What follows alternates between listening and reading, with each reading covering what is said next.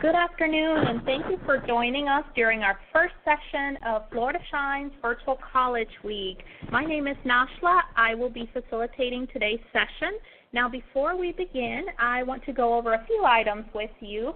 If you have any questions, please put them in the chat section, and we will address them during the live Q&A or in a follow-up email. Closed captioning is provided for this session live, so please click on the link provided in the chat box for you. This session will be recorded, and the recording, along with any materials that Ethan shares with us today, will be posted on the floridashines.org website. Finally, we are live on Twitter, so share your comments and your questions with us on social media at FLShines. Now, we are excited to announce what's new this year. After this session, you will receive a follow-up email with information about applying for a $1,000 scholarship. The scholarship is being awarded by the Florida Association of Educational Data Systems, so we want to thank them for their sponsorship, and we want to encourage you to apply at the end of this session. So thank you for that. Now, I'd like to introduce speaker, Ethan Henley. Ethan currently serves as the Associate Director of Undergraduate Admissions at the University of West Florida, where he oversees recruitment, orientation, and visit experience. Ethan earned his bachelor's degree in economics from the University of Alabama and his master's in higher education administration at Auburn University. Now, beginning his career, he started as a freshman admissions counselor, and he worked with countless prospective college students as they navigate through the college admissions process and walk through their journey to college enrollment. I know he's very excited to share some of the key secrets to the college admissions process today. So, Ethan, thank you for being with us. Awesome. Well, thank you so much, Nashla. It's my pleasure to be here today and talk about just a few of what I'm calling my secrets to the college admissions process, and kind of how I'm going to structure my presentation this afternoon. We're going to talk about preparations before you're submitting those applications, and then kind of going into more depth into the college application process itself, and kind of talking about some of those nuances. Starting off, talking about the preparations before submitting applications. For those that are juniors or younger in the listening this afternoon, this will probably most applicable to you. But those high school seniors out there, this will definitely, you'll find some useful pieces of information in this as well. So just kind of a few items to consider. First, preparing academically. You certainly want to have the strongest high school GPA possible when you're going to submit those college applications. Definitely that is work that you have been doing through grades 9 through 11 ultimately, especially in terms of those initial college admissions decisions.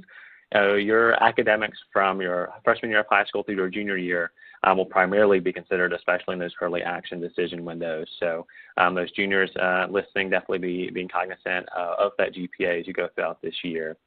Also, very closely, tied with that are your ACT and SAT test scores. Those are typically, in most cases, part of the admissions decision for most institutions. So definitely having the strongest ACT or SAT scores possible will strengthen your applications.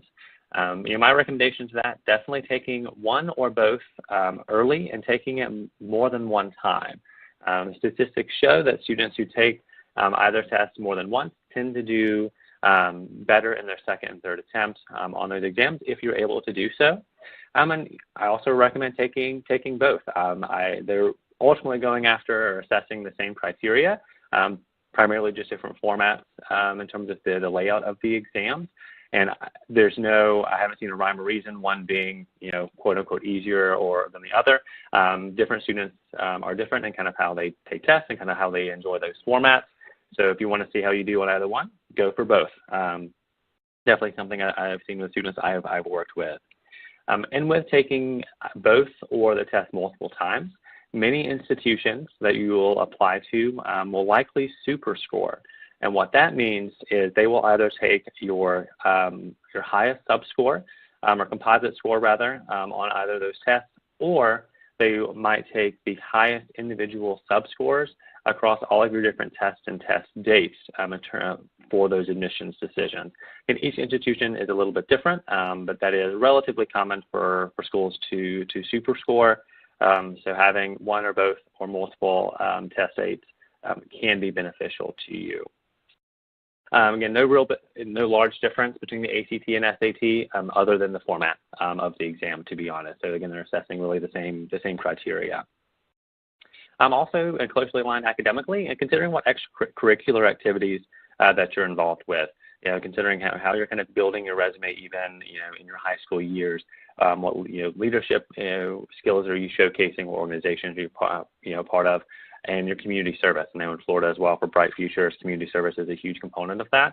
And so that is something that can be certainly beneficial to kind of add to your resume and your repertoire as you are going to apply to college. Another kind of suggestion or recommendation for everyone is creating a college email account that you're utilizing essentially just for the college admissions process. Institutions are going to be heavily utilizing email for important information, dates, deadlines, and more kind of their official correspondence with you. So making sure you have an email account and you are checking it regularly and reading your emails. It is important to keep on top of that so you're not missing any important information these schools are sending out for you. You can, if you have one that is usually provided by your high school, that could potentially work for you. But if you want to create one completely separately that you're solely using for the college application process, definitely do so. Just so long you're comfortable with that email account. Things that seem silly, but so I definitely see this almost on a weekly basis, are email accounts that are relatively silly or interesting.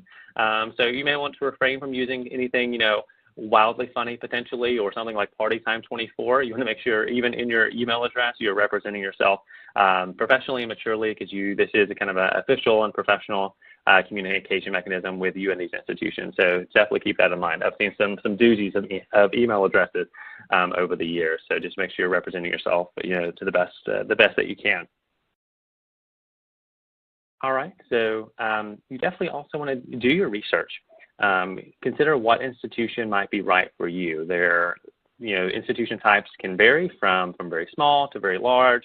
They can have different focuses. Are they private, public? But just kind of do your research, get an idea of what's out there and what might be the best fit for you.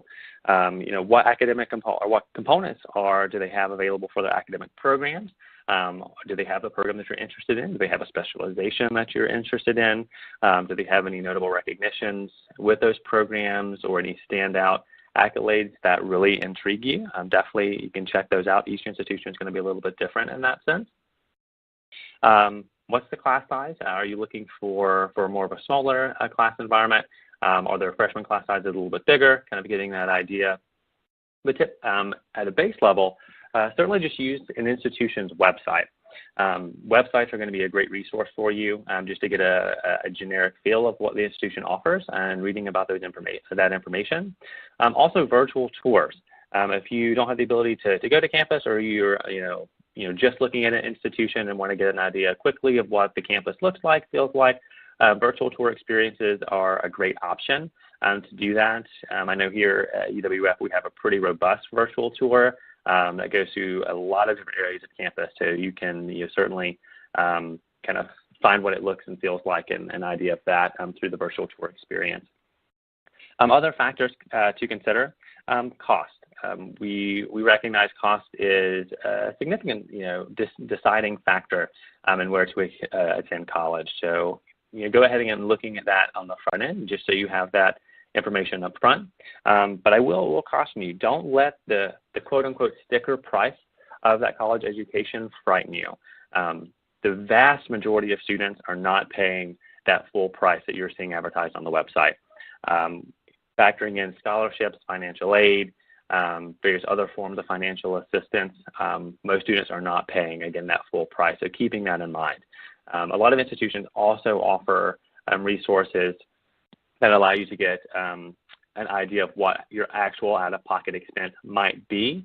Here at UWF, we call that our true cost calculator, and most schools are going to have something very similar to that through their admissions office or financial aid office that essentially allows you to self-disclose various financial information through an online form. And then it'll use what you provide to give an idea of what scholarships that might be available for you, and what are even things down to grants or student loans, and then ultimately it boils down to kind of an estimated out-of-pocket expense that you might see when you're enrolling at an institution, and that is certainly not that large ticket price. So keeping that in mind. Other things to consider. Distance from home. Are you looking to go far away from home? Are you looking to stay a little bit closer to home? That can definitely play a huge factor. What's the academic profile potentially of the incoming freshman class at an institution that you're looking at? Getting the idea of what their average GPA is like, things of that nature. So there's a lot of things to certainly consider when you are doing your research for schools, but ultimately you need to find the school that's going to be the best fit in terms of those academic programs, as well as just the culture of the institution. And do you see yourself kind of feeling kind of at home in that environment at that school? Also, other ways to get more information or research schools is joining their social media accounts or following them on social media. Twitter, Facebook, Instagram, Snapchat. Some institutions are moving in that direction with Snapchat. Definitely going to give you a different feel or a different view of that institution and kind of what they're posting. Some institutions will even have accounts where they're posting dates and deadlines and reminders from their admissions office, or even broadly with campus events or open house events, things like that. It's a great way to stay connected. Some institutions are also moving in the direction of having text messaging capabilities from students that are interested in attending or kind of inquiring with that school. So that is a possibility. Not as common as other elements, but something that is kind of on the rise. And also institutional apps that you can download to your smartphone. Some schools are moving in that direction. So you can download an app, get more information about the institution, kind of learn a little bit more. Or at minimum, once you've been admitted to an institution, having institutional apps or text messaging capabilities that's communicating with you as an admitted student about next steps and things like that. So there's a lot of ways to connect with schools that you're looking at nowadays. Very similar to going along social media lines, being cognizant of what you're posting on your social media accounts, of course. I'm sure with your generation that this is something that is discussed in high school. Your guidance counselors or teachers are making mention of that because social media is such a prevalence in your day-to-day life. But being cognizant that you're representing yourself in a positive manner and a mature manner. Of course, there are situations where the schools might be looking at your social media accounts. And worst case scenarios, depending on what post that you're providing, an admissions offer could be rescinded based off the severity of what is seen on your social media account. So just being really cognizant of that and being cautious of what you're posting online. All right, so again, those are just kind of some tips and tricks on the pre-application process. Now we're going to dive in more of kind of what that individual application process. So this is certainly more geared to the seniors listening. The juniors, this is right around the corner for you. So definitely take notes on kind of what the process might look like for you. My first secret is applying early. Applying early provides so many benefits to you. Traditionally, in most institutions, applications will open a year or more in advance.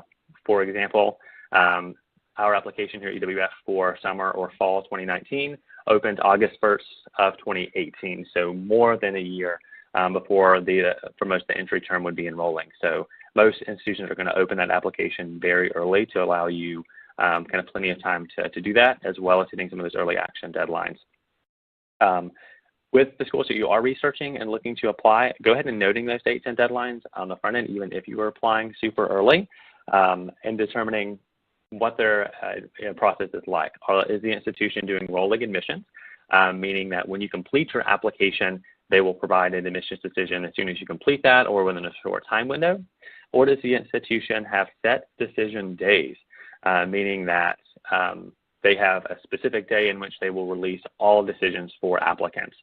Some institutions may have one or two, some may have a handful.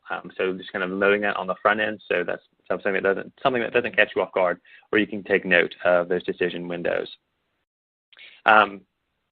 Noting those deadlines, if you're seeing an application deadline, typically that means you need to have all of your necessary documentations sent into that school. So your high school transcripts, your test scores, your application fee, any additional supplemental or required documentation, which we'll talk about here more in a moment. That needs to be all complete on your file for that deadline to have been met. So keeping that in mind. So simply submitting the application online does not necessarily complete the application. You typically have to provide additional documentation to provide that completed application file. Again, seniors are going to be doing this in the first semester or the fall semester of that senior year to get these application materials in. Additionally, applying early allows for priority scholarship consideration. Typically, early action windows can be as early as November or December, most traditionally to be considered for any merit-based scholarships through the admissions offices. So that is important to know if you want to be considered for scholarships and have that extra cash for your education. Submitting that application early is a huge benefit. Other perks, you might have early access to orientation registration or a housing contract perhaps. You might get priority in selecting an area of campus you're wanting to live in potentially. So there's a lot of little benefits for applying early, in addition just to allowing yourself plenty of time to kind of go through the process, gather your necessary documentation, submitting it to the institution or multiple institutions in which you're applying, so you're not feeling rushed or stressed about getting your application materials in. So definitely kind of keep that in mind of getting your information in early. Very closely aligned with that, when submitting that application, also determining, what is required by each institution's application. Every school is going to be a little bit different in exactly what they're requesting from you. Considering is the school just looking for your high school transcript and your test scores? Does the institution have an essay requirement, a letters of recommendation requirement? Again, each school is going to be different in what exactly they're asking, so be sure that you know exactly what documents you have to submit in order to complete your application file. And keeping in mind that submitting that information, for example, your transcripts or those test scores, that's on you to request. And institutions or colleges are not going to request the transcripts or test scores on your behalf. That is a request that you have to make and make sure that information is getting to those schools in which you're applying. So definitely keep that in mind. Something I'll note that you'll find, depending on what school you're looking to apply to, there are various ways to submit an application. Most every institution is going to have their own application that you can access from their websites. But some schools are also what's called the Common Application. The Common Application is an online platform in which you can fill out one application and then have that sent to multiple colleges. Even with that, the colleges can recommend or request additional information than what the Common Application is requesting. So just keeping that in mind. So even if you are using the Common App and you're using that to apply to multiple schools, that each school may have different requirements. So do your research with those individual schools to know exactly what they're asking for. Other schools to know, especially here in Florida, are using something called the SAR. And what that is the Student Self-Reported Academic Record.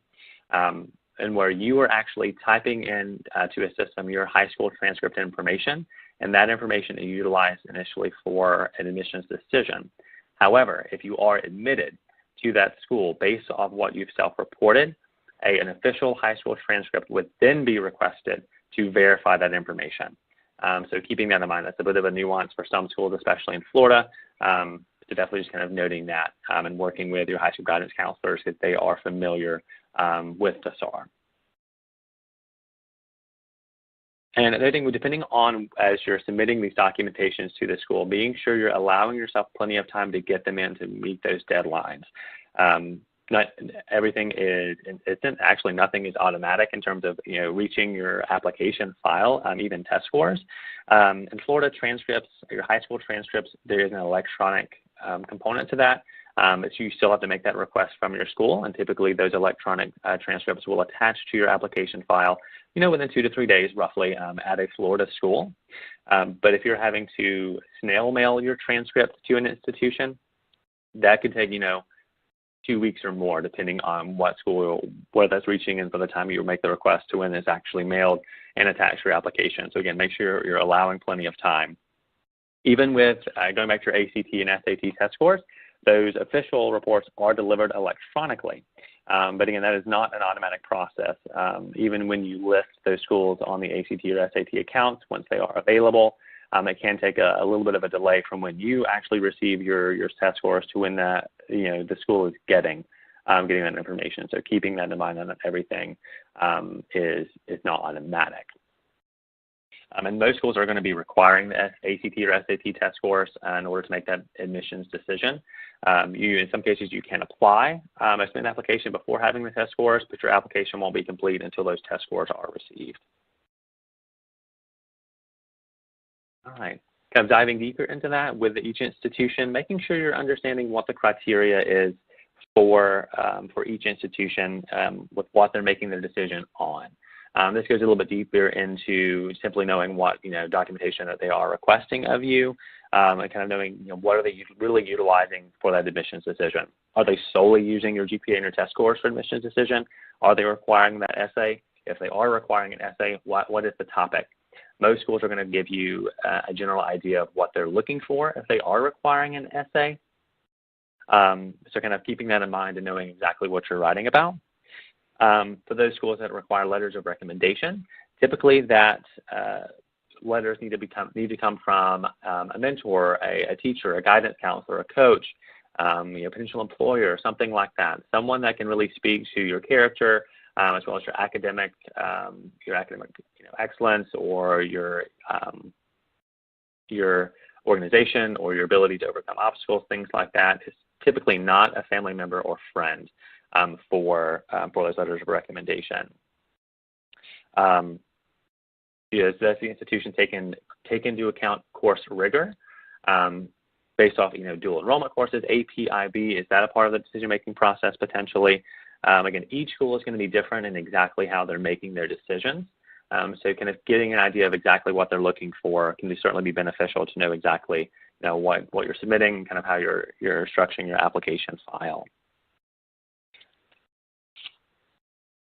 All right, so as I'm kind of going off those secrets, which aren't necessarily secrets, but again, definitely some information for you. Some more tips to kind of round out that process. Like I have been mentioning, each school is different and kind of exactly what they're asking for, what their criteria might be. So the biggest benefit to you is going to be making a connection with your admissions counselor at each institution in which you are applying. That is exactly why they have a job. They are there to help you through that application process. So ask them questions. Don't hesitate to send them an email, give them a call, inquire about their required documents, their dates and deadlines potentially, what the criteria is. They're going to be more than happy to work with you on answering your questions and clarifying anything that might be confusing. And they're going to be trained experts on that institution themselves. So definitely make those connections. Many of you that are already going to college fairs and seeing those recruiters on the road, typically those are the folks that you're going to be working with. So definitely go up and say hello and make a connection. Take their business card so that you can have that personal connection with each school that you're looking to apply to. Submitting your FAFSA, your free application for federal student aid, is certainly very important. That is going to allow you to be evaluated for any financial assistance outside of merit-based scholarships that you might be entitled to based off your family's financial aid information. Noting that is a free application. The first F is the free application for federal student aid, and can be found at FAFSA.gov. If you ever encounter a website that is asking you to pay to submit this form, back out immediately, because that is, it's a potential scam, because it's always going to be a free application through the federal government. So definitely keep that information in mind. Also, use your resources that are around you currently. Reach out to your high school teachers or guidance counselors. They're working with students every day through the college admissions process, or at least answering their general questions about, going to college. So utilize those resources around you as a support mechanism, or to have, questions clarified. Typically, your high school guidance counselors or those academic coaches you're working with do have connections with various schools and recruiters So they do have some knowledge to impart to you, or at least can connect you with someone from institutions to ask those questions to. Also, keeping your parents, your family members in the loop. We certainly recognize that your family can play a significant role in your decision-making process for college.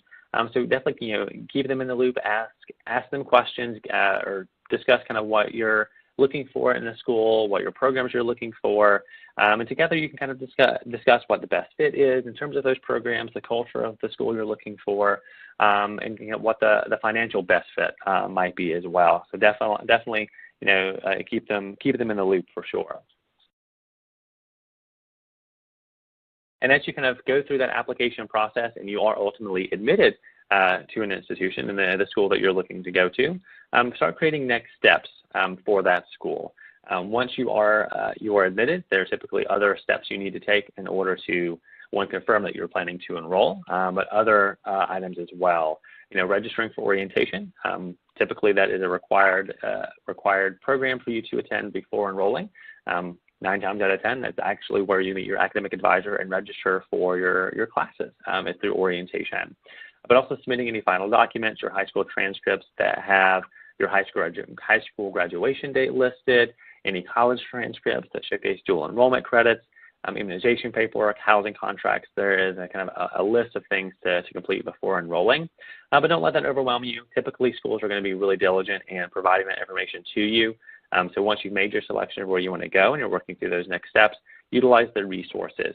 In many cases, it's a list on the admissions website, or in some cases, such as here at UWF, we actually have an application built into our student portal that lists out those next steps. And as each step is completed, a green check mark populates on that list, so you can kind of track your progress through all of those different elements. So definitely utilizing those resources and making sure you're staying kind of organized and working through that process and you're not missing anything. All right, so one last slide of helpful tips for you. Now, remembering that this is your journey as you are finishing high school and going through the college application process. This is your journey, your story. You're the one in the driver's seat with this process. But don't let that scare you or overwhelm you. You have so many resources around you to kind of guide you through that process, from again, your teacher, your high school guidance counselor, your friends, your family, your admission counselors. There's so many people out here that are going to be willing and able to assist you through that process. Take ownership of it, but making sure that you're utilizing those resources when you need it. And keep your options open. Explore several schools. Find out what is going to be your best fit. That is one of the biggest things that even with students that I'm working with that are just exploring UWF and the families that I speak with. Determine, is that your best fit? Of course, we want you here at our institution, and a recruiter is definitely going to say that, but they're also going to want to make sure that you're making the best decision for yourself for your college education. So definitely keeping that in mind. And as I mentioned, don't let the process overwhelm you. It certainly can be a lot of information to parse through. But again, start early, do your homework, find out those dates and deadlines, requirements, criteria, and kind of keeping that all together so you have that information as you're working through the process, and keeping your parents or your family members in the conversation as a guiding force and a support mechanism. And don't forget to enjoy these remaining few months or years of high school. Again, it's a very exciting time as you're finishing the era of your life and you're stepping into more of adulthood as you go to college. But enjoy what you're doing in the moment, and enjoy those few months and years as you kind of wrap up your high school education. And don't forget to celebrate your achievements. I know it's a lot of work to put in to apply to college, but making sure that you're giving yourself the credit and the accolades that you deserve. When you've completed an application or you've been admitted to your first choice, college, make sure you take time to celebrate that and be proud of yourself for working so hard to get to that point. All right. So now, I know Nashla will have an opportunity maybe for some questions. Absolutely. Thank you, Ethan, so much for sharing a wealth of resources today. I really love that you shared those secrets and tips, especially when it comes to getting started early, working on your GPA, researching schools, and then I love that you suggested staying connected and informed about what's happening with that institution even before you start, just because every school is different, like you mentioned. So it's very important to stay connected with them early. So yes, we do have a lot of questions. You've addressed a lot of them in your presentation, Ethan, but if you don't mind, I'd like to maybe reiterate on a few themes that have come up in the questions, if that's okay. Yeah, perfect, yeah. Yeah, so Ethan, the first one the first group of questions is related to the Common Application and whether or not you recommend, if it's more beneficial to do the schools individual. I know you mentioned each school is different, so is it typically recommended that you do the individual school application or that you go with the Common App? What's your recommendation on that? Yeah, honestly, that it comes down to personal preference.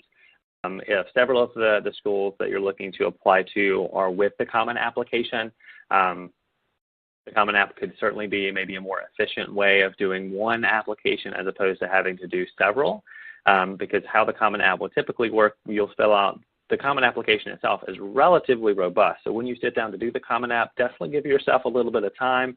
I did when we were launching it here, I did a sample version of the Common App, and it's lengthy, but very thorough.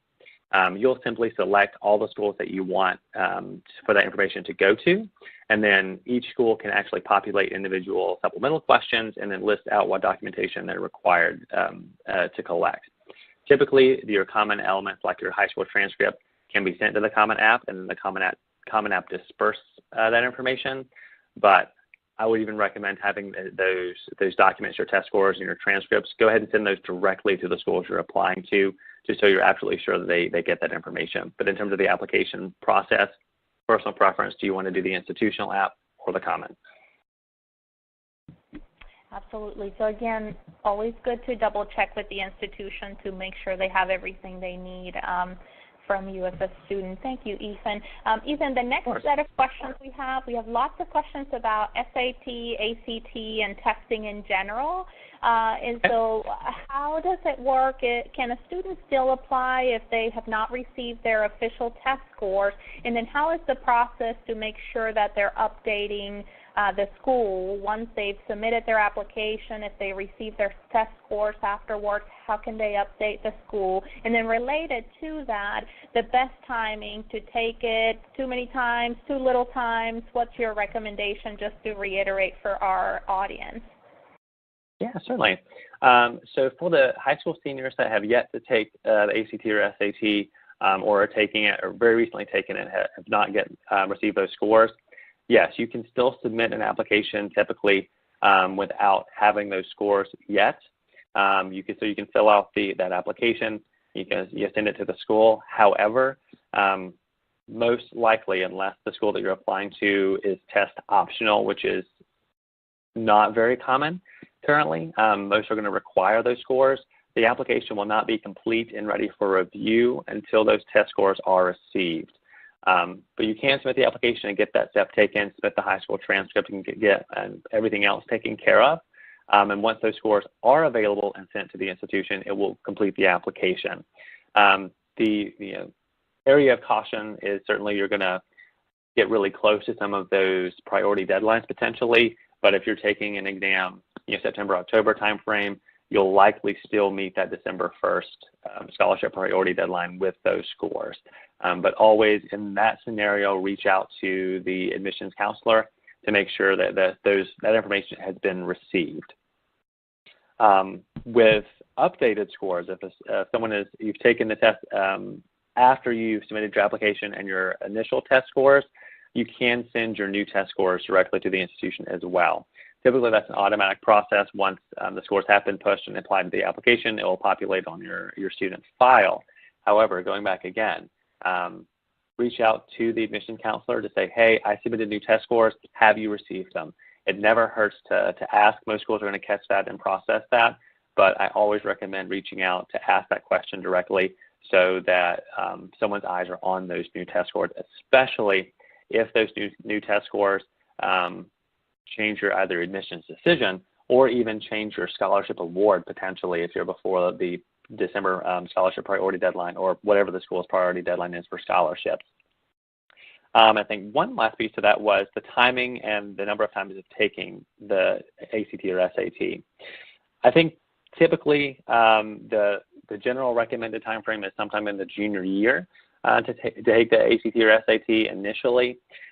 Ethan's recommendation on that would be if you are feeling confident or you feel prepared in most ways to take it even in your sophomore year at least once. Definitely give that a go. That may give you just kind of a benchmark to see what the test is like and then kind of where you fall with your scores, and then you can work to make improvements in that junior year.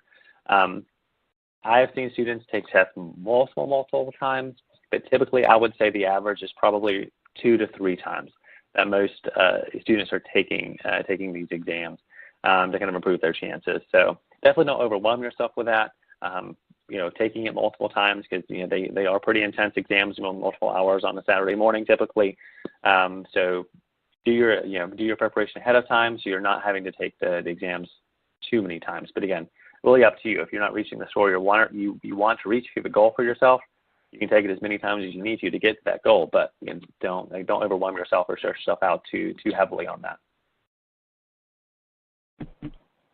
Thank you so much, Ethan. A lot of good information, and we seem to be getting a lot of questions related to that. So if you don't mind, I'd like to kind of stay with the idea of the incomplete application. So just to make sure that we encourage students to still submit the application, but understand that it may not be completed till they submit everything. So when it comes to a major, Ethan, if somebody hasn't fully decided on a major, are they still okay to apply? Does it hurt their chances of getting in? What would be your recommendation there? Yeah. If you are undecided on your major right now, that is completely okay. The vast majority of freshmen probably change their major at least once. I think some of the average times of major changes is, the 3 to 4 range. But so if you are undecided, that's totally okay. Your first couple of years, or at least your first year primarily of college, you're going to be taking your general education requirements. So you have some time to do a little exploration. Most campuses are going to have a career services or career development office, so you can actually meet with someone to talk about what major could be best for you. Do an interest assessment or a strengths assessment, and then you kind of make those determinations then.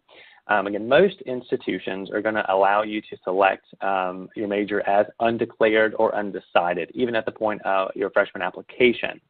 Now, caution, again, every school might be different. You might find 1 or 2 out there. Some of the private schools potentially might be in this position of making you pick a major from your freshman year. That doesn't necessarily mean that you were picking that major and you're stuck in that major by any means, but they may make you at least pick something with that application and initial enrollment process.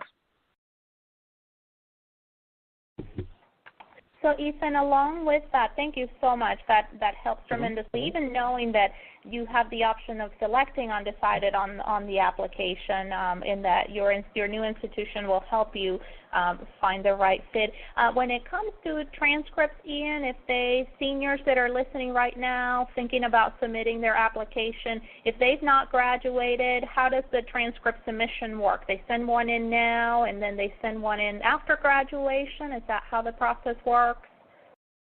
Yes, so typical admissions decisions are going to be made off looking at grades completed in 9th through 11th grade, especially for the high school seniors right now submitting applications. Those transcripts are only going to reflect completed coursework through 11th grade, but will showcase in progress coursework for the senior year.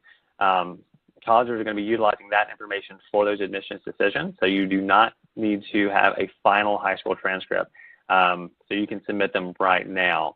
If you are admitted to that institution and you do plan to enroll at that institution, they will require you to submit your high school transcript after you've graduated in the spring. So sometime in the summer before you enroll in the fall, you would need to send that final information for verification. But otherwise, they're going to use that, what we call a partial transcript at this point for that admissions decision. Perfect. And I want to apologize, Ethan. I'm going to blame it on my notes. I have terrible handwriting. So, Ethan. Oh, no, you're totally fine. I'll answer to most anything.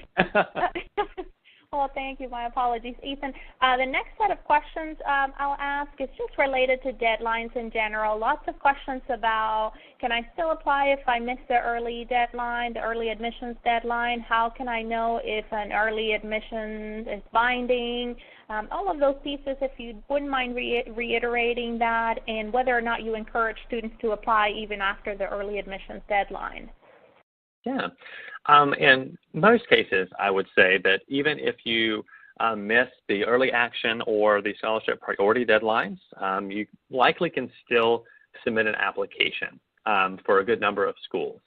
Again, that every school is going to be a little bit different in that. Some are a little bit more strict in those deadlines. So that's why it's important to kind of note them on the front end and kind of have that information either before you're applying or knowing the schools you're interested in early. But most will allow you to at least submit an application after those windows. However, noting that if you do submit an application past the scholarship priority deadline, then the likelihood of you being awarded a merit-based scholarship is relatively low unless the institution is providing scholarships later into the spring. That's probably not going to be a common occurrence. Some do, but in my experience, it's not very common. Most are in the November, December time frame of those scholarship priority deadlines. But again, if you've missed one of those deadlines and you're looking to submit an application, reach out to the admission counselor first just to kind of pose those questions to see what your chances might be at that individual school. Ethan, thank you so much. So good to know that sometimes that early admissions is related to the scholarship piece as well. So, but again, still able to apply even after. Ethan, another question related to IB programs, AP, any other honors type programs. Is it typically relevant to mention it as part of the application? Does it help you in the application process? Potentially. Generally, students who are taking dual enrollment AP or IB courses, that's going to be reflected on the high school transcript and already incorporated into your GPA calculation for an admissions decision. But if those courses are not reflected on your high school transcript for whatever reason, or you're taking them outside of a dual enrollment type setting, it is certainly worthwhile to note that to the institution. Speaking with your admission counselor, saying that, hey, I'm taking these particular courses to see, if that's something that's going to make a difference potentially in the admissions decision.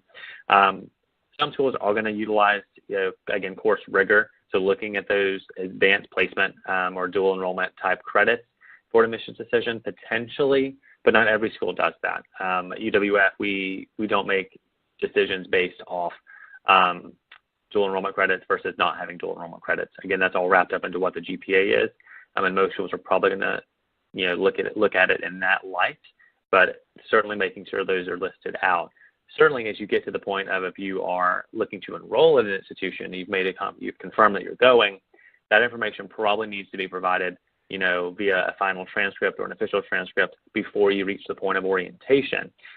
Because likely, even if you're attending an orientation session, say in June, and you're looking to enroll until August, you're meeting with an academic advisor at orientation and you're building your course schedule. So you're going to want to have, those completed dual enrollment and AP courses or IB courses already noted. With one exception, if you are doing an early orientation session like in the summer, I know AP courses typically scores don't come out until July roughly. But that's okay. Just make sure you're noting that with your advisor meetings that, hey, I've taken, X, Y, and Z AP course. I'm expecting to get, the grade I need to in order for the credit. And typically they'll work with you on that in terms of building your schedule if you feel confident you're going to get those scores. Ethan, thank you so much for that information. And if you don't mind, I'll ask one last question of the evening. And I just want to remind our audience, if we don't get to all of them this afternoon, we will definitely follow up in an email. But Ethan, this question is related to this time of the year. Of course, FAFSA is open, scholarship applications are open, admissions deadlines are coming up. So for juniors looking at next year or even seniors that are preparing now, when is a good time to start connecting with admissions counselors? When can they learn, or where and when can they learn about college fairs? What are some good resources that you would recommend to take from here? Certainly. I think there's several avenues. In terms of considering what college fairs are coming to your area or even to your high school, definitely connect with your high school guidance office. In Florida, we have the Florida Tour is what we call it. So it is kind of a structured listing of college fairs that are either in kind of common areas, especially in the bigger cities. There'll be kind of a one centralized area for a college fair, and a lot of schools will be kind of serviced by that college fair. But in some cases, we actually go to individual high schools for fairs. So that can vary. So touch base with your guidance counselor to see what's coming up in your area for those fairs. But those that are juniors and you're already looking to kind of get more information, you certainly can reach out to an admissions counselor even at the point of being a junior. You're not going to submit those applications again until your first semester senior year, but you can certainly get those general questions answered, early on. But probably from the junior year, what might be most beneficial to you, if you are able to go to or visit a campus, go to an open house for those institutions to get an idea of kind of what programs they offer. Typically, they're going to be providing you with information kind of on dates and deadlines, or at least giving you kind of a snapshot of what that application process is like, even that early. So that is certainly a resource. And seniors as well, you can definitely go to open house events even after you've submitted an application if you want to actually be on campus and get more of that look and feel of campus to know if that's where you want to go. But again, always connecting with those counselors. They are going to be willing to answer those questions for you, even if it is, a year and a half to 2 years out. They may not have the exact answer of what, that process may look like, as application processes can change year to year with institutions. But they'll be able to at least give you the general perspective. Thank you. So always good to start with your high school, Ethan. If you don't mind, I'm going to spend a couple of minutes talking about a few of the other questions that relate to our giveaway and our scholarships, and then we'll end for the afternoon. So for our audience, by joining us today, I want to remind you that you have been entered to win a swag bag from our Florida colleges and universities. We are going to be drawing names at the end of the evening, and we will announce all the winners on our social media. So if you're interested in learning about the winners, you can follow us at FL Shines on Twitter, Facebook, or Instagram. Again, we're going to announce all the winners of today on our social media tomorrow. For the scholarship, after this session, you will receive information via email with the details about applying, again, to the $1,000 scholarship. So be on the lookout for an email, and you should receive that soon. Now, Ethan, on behalf of the Florida Shines team here, I just want to thank you for spending the afternoon with us and sharing your admissions expertise and all your secrets. All really good information for juniors and seniors here in Florida. So thank you for that. Of course, thank you. It's my pleasure. Thank you. So this concludes our first webinar of the afternoon. For those of you joining us at 5 o'clock, feel free to grab that link and join us there right at 5. We look forward to seeing you there. Thank you for joining us today.